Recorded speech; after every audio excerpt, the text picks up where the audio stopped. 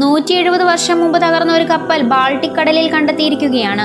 Baltic tech എന്ന diving സംഘമാണ് തകർന്ന കപ്പൽ സ്വീഡിഷ് ദ്വീപായ ഓലൻഡിന് 37 കിലോമീറ്റർ അകലെയായി കണ്ടെത്തിയത്.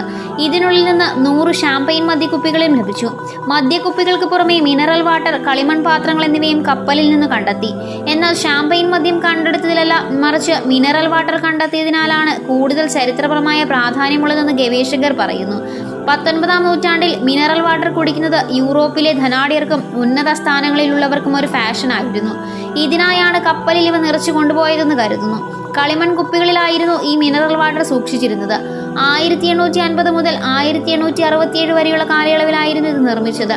ജർമ്മൻ കമ്പനിയായ സെൽട്ടേഴ്സൺ ആയിരുന്നു ഇതിന്റെ നിർമ്മാതാക്കൾ. ജർമ്മനിയിലെ ഫ്രാങ്ക്ഫർട്ടിന് വടക്കുള്ള ടോനസ് മലനിരകളിൽ നിന്നായിരുന്നു ഇതിന്റെ സ്രോതസ്. ഇന്നും ഈ കമ്പനിയുണ്ട്.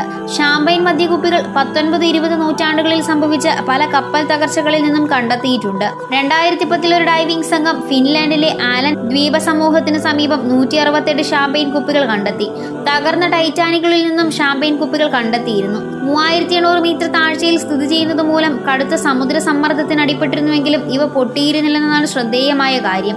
നിങ്ങൾക്ക് ഈ വീഡിയോ ഇഷ്ടമായ ലൈക്ക് ചെയ്യുവാനും ചാനൽ സബ്സ്ക്രൈബ് ചെയ്യുവാനും മറക്കരുതേ.